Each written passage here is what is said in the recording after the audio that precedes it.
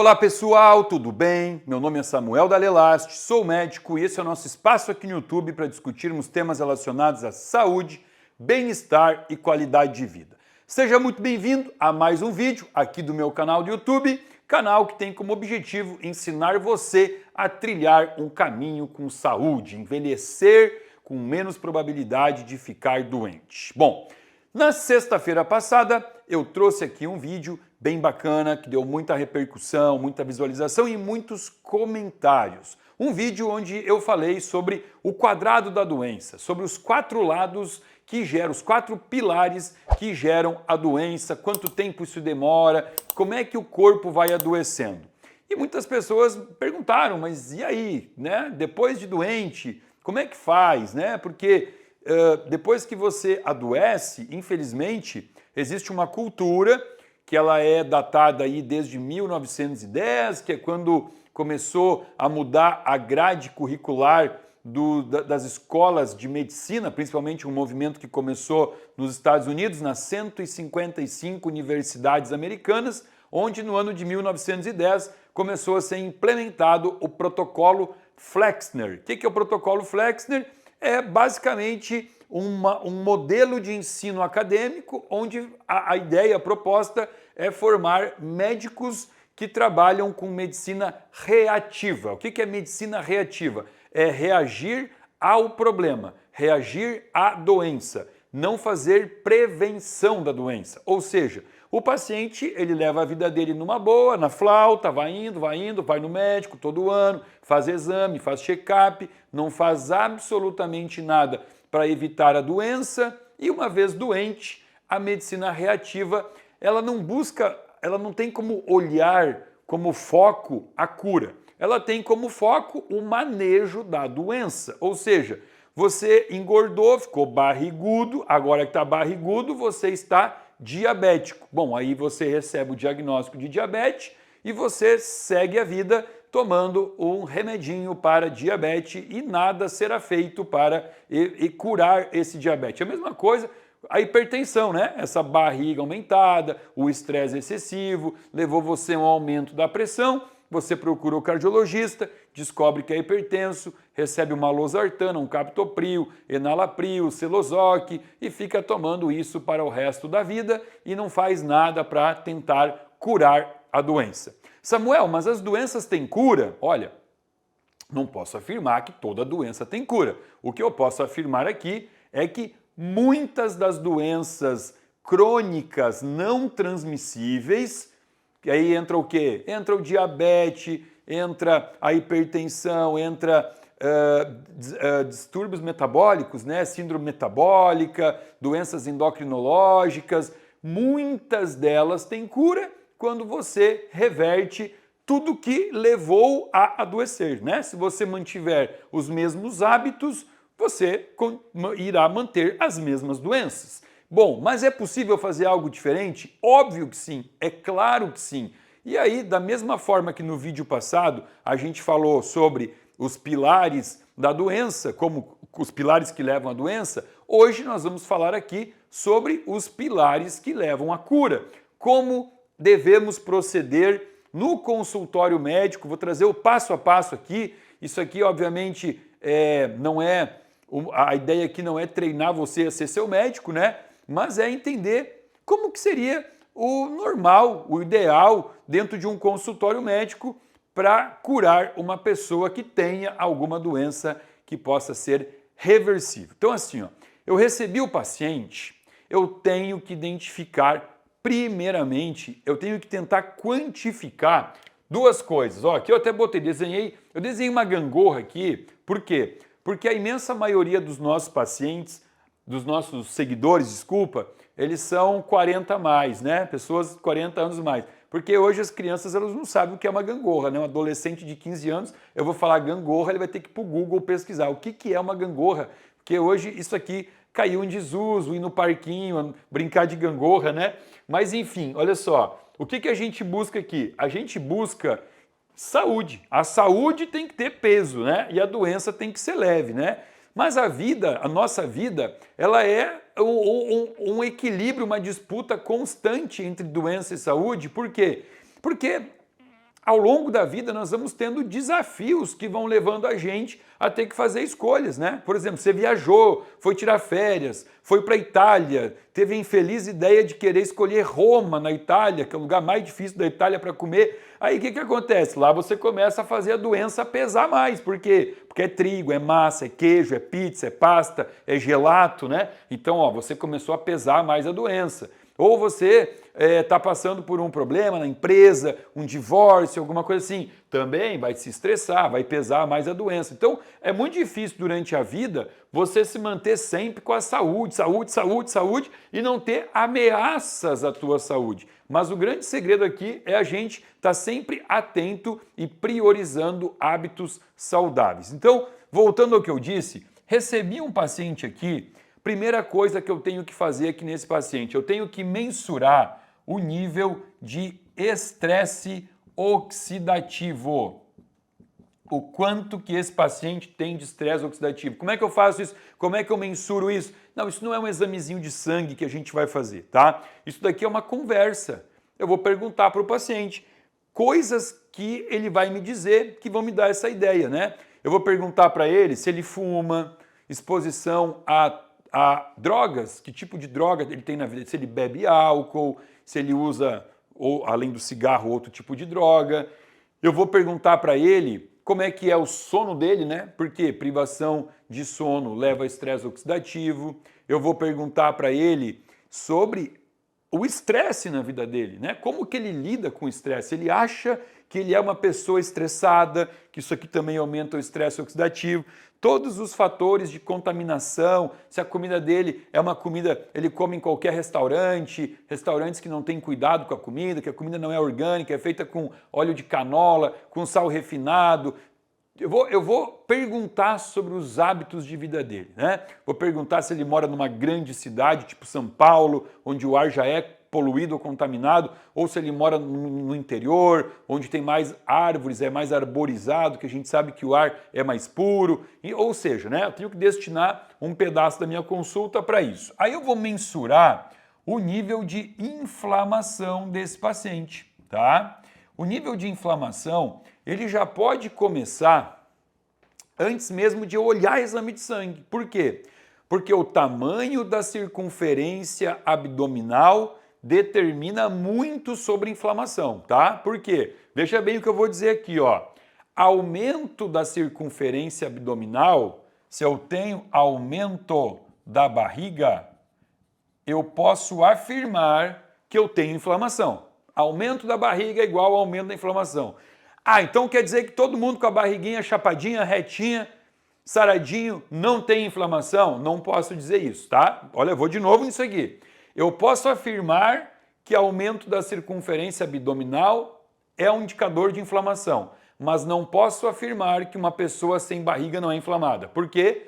Porque às vezes é a genética dela. Às vezes ela toma todinho, ela toma refrigerante, ela come bolo de cenoura com cobertura de chocolate, ela usa whey, ela come wafer, ela passa o dia comendo essas coisas e é magrinha. É óbvio que ela é inflamada, porque esse tipo de alimento inflama, tá? Então aqui, ó, primeira coisa, eu vou avaliar a inflamação de olho. Já boto o olho no paciente.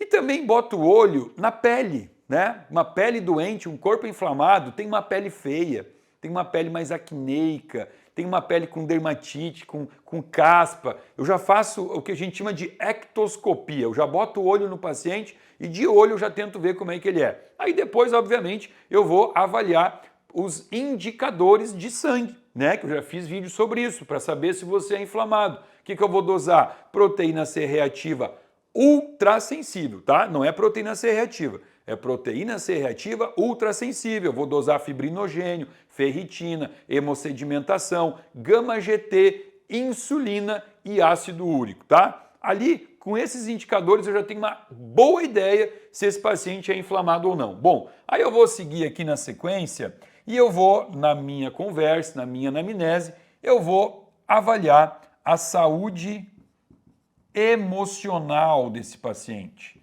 Como que eu vou fazer isso? Eu vou fazer perguntas. Eu vou perguntar para ele sobre o trabalho dele, quantas horas por dia ele trabalha, como é que ele classifica o nível de estresse no trabalho dele de 1 a 10, onde 1 é o paraíso, 10 é o caos. Ele gosta do que ele faz? Você vai todo dia para o trabalho, você gosta do que você faz todo dia? Não, não gosto. Você tem planos? Você tem um planejamento para sair do trabalho? Não, eu não tenho. Eu não gosto do que eu faço, eu não consigo sair dessa. Né? Você vai perguntando sobre, primeira coisa, o trabalho. Por que o trabalho? Porque a gente passa o dia inteiro trabalhando. Se a gente está trabalhando em algo que a gente não é feliz ou que gera sentimentos ruins, a pessoa vai adoecer já, né? Eu vou perguntar sobre os relacionamentos, se for casado, como é que está o casamento? O casamento é legal? Vocês se dão bem? Existe parceria? Você admira a pessoa que está contigo?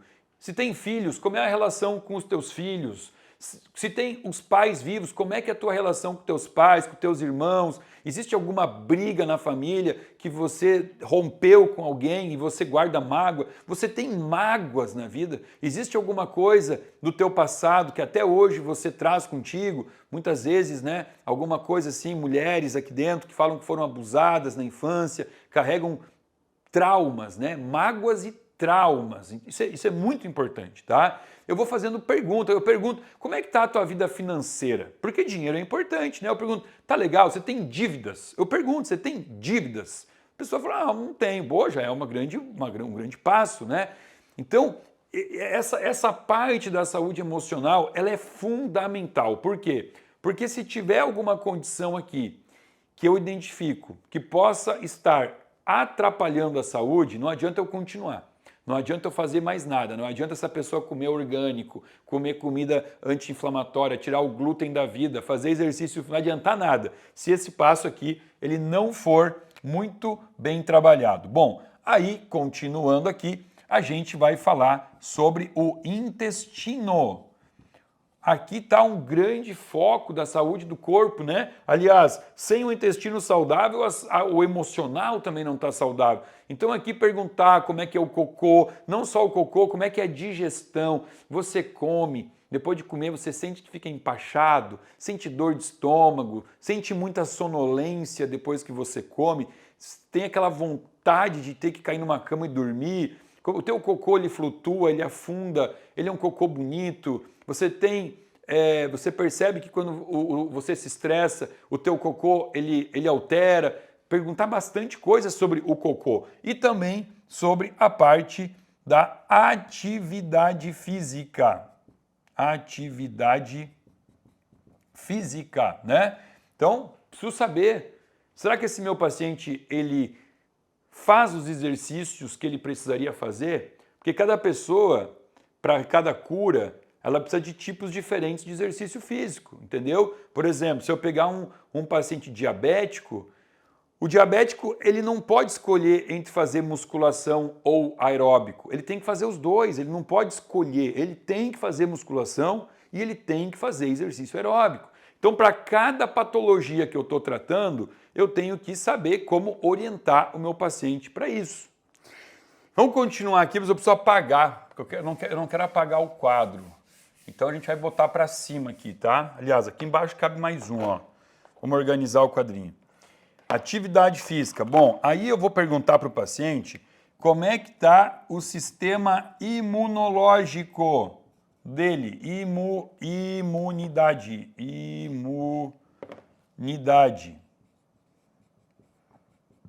Imunidade comprometida, aquela pessoa que está sempre doente, eu tenho que fazer algo para fortalecer o sistema imunológico, tá? Bom, aí aqui a gente vai trazer a parte de detoxificação. O que é isso, Samuel? A gente até fala essa palavra errado, né? Fala detoxificação. Na verdade é destoxificação. É como o fígado está destoxificando. Aqui eu vou trazer o indicador mais importante para isso, gama-glutamiltransferase, gama-GT. É um dos melhores indicadores de estresse oxidativo hepático. Um fígado que está transbordando de estresse oxidativo, ele vai aumentar a gama-glutamiltransferase. Só que não é naquele valor de referência que está escrito no exame. O exame fala, tem laboratório que fala que até 53 é normal, outros que até 55, eu já vi até 77 e aqui até 83. Absurdo isso. Gama GT de um paciente saudável é até 23. passou de 23, tem alguma coisa errada aí, tem que avaliar, né? Uma das maiores causas de disfunção de detoxificação é a gordura visceral, que chama de esteatose hepática, né? Ou fígado gorduroso. Pessoas com aumento da barriga muitas vezes têm isso, tá? E o que isso significa? Significa que o corpo não está conseguindo eliminar a toxina. Então, como é que eu vou tratar um paciente? Como é que eu vou deixar ele saudável se eu não estou conseguindo, se esse corpo do paciente não está conseguindo eliminar a toxina? E eu vou colocar aqui também a parte da desnutrição, tá? Por quê? Veja bem, olha só, quando a gente fala em rotas metabólicas, em vias metabólicas que acontecem no corpo, a condição fundamental para acontecer uma transformação, por exemplo assim, para um triptofano chegar a virar serotonina, para uma L-tirosina, que é outro aminoácido, chegar a virar dopamina, ou para a L-tirosina chegar a converter, a virar um hormônio tireoidiano, tudo isso precisa de uma coisa básica, obviamente, que é o ATP. Todo mundo aqui do canal já sabe o que é ATP, né? ATP é energia produzida basicamente pelas mitocôndrias, mas não é só ter ATP. Você tem lá o triptofano, por exemplo, que é um aminoácido, e tem energia, tá? Mas e aí, adiantou alguma coisa? O triptofano vai virar serotonina só porque eu tenho energia? Não. O triptofano, para ele converter, vamos desenhar aqui, ó. Vamos botar aqui, ó. Para o triptofano converter em serotonina, o que é serotonina? É o hormônio neurotransmissor do bem-estar, da felicidade. Para o triptofano virar serotonina, eu preciso ter, em primeiro lugar, uma enzima chamada triptofano hidroxilase, tá? Essa enzima triptofano hidroxilase, ela depende de vitamina D3 e depende de magnésio. E essa conversão aqui, ela é dependente de vitamina B6 e vitamina B9, tá? Olha só, se eu não tiver piridoxina, se eu não tiver ácido fólico, se eu não tiver magnésio e vitamina D3, não vou ter conversão de triptofano em serotonina, logo posso ter uma depressão. Ou seja, olha o perigo da desnutrição, olha o perigo de estar faltando no teu corpo ferro, vitamina B12, zinco, né? Quer ver uma coisa? Olha só, quando a gente fala em estresse oxidativo, já tem vídeo meu aqui no canal sobre isso, tá? Depois você joga lá estresse oxidativo. É quando você tem mais radical livre do que antioxidante. Então o teu corpo tem que ter antioxidante. Ah, então eu tenho que comer um monte de antioxidante, licopeno do tomate, resveratrol da uva, quercetina da cebola. Ah, ok, legal. Mas não esquece que teu corpo tem enzimas antioxidantes próprias, endógenas, naturais. Nós temos capacidade de ter um processo de antioxidação. Mas, por exemplo, vamos falar de uma enzima super importante, básica, que tem que ter no corpo para evitar o estresse oxidativo. Superóxido dismutase, tá? O que a superóxido dismutase faz? Ela vai diminuir o nível do radical livre superóxido. Radical livre superóxido é um radical livre ruim. E a superóxido dismutase, que nós mesmos produzimos, ela vai dar conta de resolver o problema. Só que a superóxido dismutase, ela precisa de cofatores para trabalhar. Manganês, cobre e zinco. Então olha aqui, ó, não tenho como ter controle de estresse oxidativo se faltar zinco no meu corpo, se faltar manganês no meu corpo, se faltar cobre no meu corpo, entenderam? Então qualquer estado de desnutrição, ele pode comprometer completamente algum processo fundamental do corpo. Bom, só que aí existe uma cultura, infelizmente errada, que nossas avós trouxeram, né? Nossas avós pegavam na bochechinha dos netos gordinhos e falavam, ai, que nutrido, que fortinho que ele tá, né? Então é aquela cultura de que a pessoa obesa, ela é uma pessoa nutrida, né? E aí eu vou trazer uma informação para você aqui que é totalmente contraditória do que essa cultura que foi trazida. O obeso é a pessoa mais desnutrida que existe. Ué, Samuel, mas o obeso ele é cheio de massa no corpo, como é que ele é desnutrido? Óbvio, por quê? Porque o subproduto, né, o produto alimentício que leva à obesidade, o pão de queijo, o cachorro quente, o pastel, a pizza, o hambúrguer, a lasanha, tudo isso que levou à obesidade são produtos alimentícios desprovidos de nutriente. Não tem nutriente. Qual é o nutriente da fatia de pão? Não tem. O pão não tem nutriente. O pão tem açúcar, vai virar açúcar aquele trigo, vai te dar energia, mas nutriente, manganês, zinco, magnésio, vitamina D, isso não tem numa fatia de pão. Então, neste conceito e entendendo tudo isso aqui, você começa a entender como que o médico precisa trabalhar um paciente que precisa ser curado. Olha só, recebi um paciente no meu consultório, tá? Identifiquei que eu tenho, então, um excesso de estresse oxidativo. Bom, o que eu vou fazer? Eu vou melhorar a ação das minhas enzimas antioxidantes do corpo. Eu falei da superoxidismutase e já falei, ó, vou dar para o paciente zinco, cobre, manganês, tá? Mas aí tem outra enzima importantíssima que ela chama glutationa peroxidase. A glutationa peroxidase, ela precisa de vitamina B12, precisa do aminoácido N-acetilcisteína, mas eu identifiquei que esse paciente está com estresse oxidativo também porque ele não faz a detoxificação. Opa, vamos parar e vamos dar um suporte para esse fígado. Como é que eu dou um suporte hepático? Existem suplementos importantes, obviamente, estou falando de suplemento, mas obviamente o primeiro passo aqui, né, não vamos pular a etapa, o primeiro passo é tirar do paciente, identificar na consulta e tirar do paciente tudo que levou a essas alterações, né? Porque eu identifiquei que o paciente bebe álcool, que o paciente tem uma alimentação hiperpalatável, hipercalórica, hiperglicídica. Eu removo tudo isso. Mas aí isso não sou eu que faço no meu consultório. Todo paciente que consulta comigo, ele passa, obviamente, com uma nutricionista da minha equipe, recebe uma dieta de acordo com o que eu preciso para fazer o tratamento regenerativo, né? Que é o que nós vamos fazer aqui. Então, voltando aqui à detoxificação, aí a gente vai prescrever para o paciente fitoterapia para o fígado, né? Existe o extrato de melão de São Caetano, a silimarina que vem do Cardos Marianos, eu tenho as vitaminas que vão fazer a metilação, que é B6, B9, B12, eu tenho os aminoácidos importantes para isso, que é a glutamina, glicina e cisteína, eu vou dando suporte para o fígado do paciente, né? Cheguei na parte aqui do intestino, pelo amor de Deus, né? Já temos, sei lá, no mínimo uns 50 vídeos aqui nesse canal falando sobre tratamento dos 4R, sobre probiótico, pré-biótico, sobre tudo que é preciso para modular o intestino, a importância disso. Esse passo aqui é o primeiro passo da primeira etapa que eu faço com o meu paciente, que é o que o paciente deveria fazer.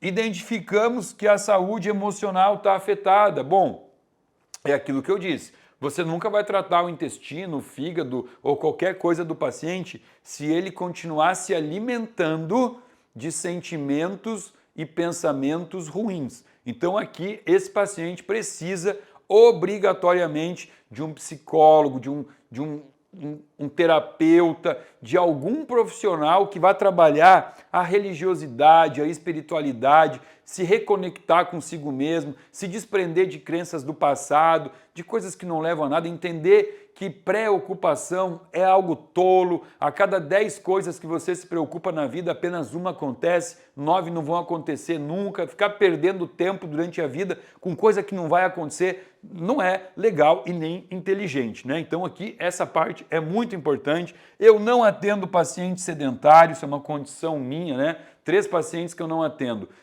Tabagistas, sedentários e mulheres que usam pílula anticoncepcional ou implante de hormônio, hormônios contraceptivos, porque eu não consigo ajudar essa paciente, tá? Não atendo por quê? Porque eu não consigo. Como é que eu vou ajudar um sedentário? Um paciente que fuma e uma paciente que está totalmente desequilibrada hormonalmente, entendeu? Então aqui, importante, sistema imunológico. Como é que a gente melhora o sistema imunológico do paciente? Primeiramente, melhorando o seu intestino. 80% do sistema imunológico do paciente, ele é comandado por bactérias do intestino, bactérias gram-positivas, elas têm no seu constituinte de membrana peptídeo-glicanos, lipopolissacárides é outra coisa. Peptídeos glicanos que vão atuar aumentando e sinalizando o sistema imunológico, né?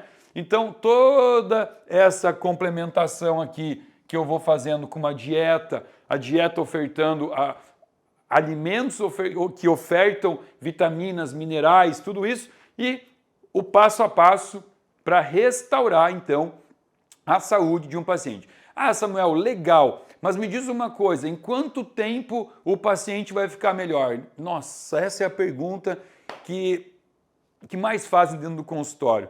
E é uma pergunta que não tem resposta, gente, olha só, cada doença tem um tempo de melhora, um tempo de evolução, cada paciente, cada corpo, cada organismo, respostas diferentes, nem sempre o primeiro tratamento que eu aplico para o paciente, ele é um tratamento que vai dar certo, às vezes eu preciso receber o paciente de volta, ouvir o que ele reclamou, putz, ele tomou um suplemento, não caiu bem para ele, ajuste, né? Ajustar. Então, assim, começa o tratamento sem pensar quanto tempo. Pensa o seguinte, nunca é errado fazer o certo. Se você está fazendo o certo, te joga no certo sem pensar quanto tempo vai levar para você ficar bem. Antes disso, você estava fazendo o errado e não estava pensando também em tempo.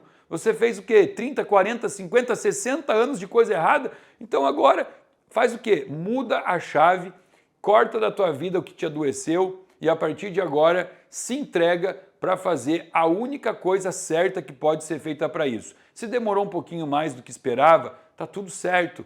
A doença vai perdendo forças conforme o corpo vai ganhando saúde. É isso que você tem que saber. Então, aqui está o vídeo de resposta para quem perguntou, né, no vídeo passado, pô, e aí, você ensinou por que a gente adoece? Como é que a gente resolve? Como é que a gente se cura? Está aqui o passo a passo que todo paciente deveria ser submetido uma vez que identifique algum tipo de disfunção do corpo. Se você gostou, eu vou dar uma recomendação aqui, tá? Gostou do tema estresse oxidativo? Tem aqui o link que você pode clicar e assistir um conteúdo que explica bem direitinho o que é o estresse oxidativo, que é a base para muitas doenças que a gente tem visto, né, que tá se tornando tão comum nessa nova geração, né, nessa nova era. Então, estresse oxidativo, inflamação, tá? Inflamação também, bota o linkzinho aqui, ó. Então, estresse oxidativo e inflamação são dois vídeos que quem não assistiu aqui do canal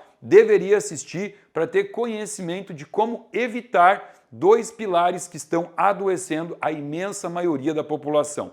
Se você gostou desse vídeo, dá um like, compartilha com os amigos, bota no grupo de WhatsApp da família. Se não está inscrito no meu canal, se inscreva, aciona o sininho para receber alerta de novas mensagens sobre saúde toda semana aqui para você. Abaixo desse vídeo tem um link que você pode acessar, se inscrever e passar a fazer parte de um grupo VIP de pessoas que recebe conteúdo gratuito e exclusivo semanalmente aqui do meu canal. Fica aqui o meu muito obrigado.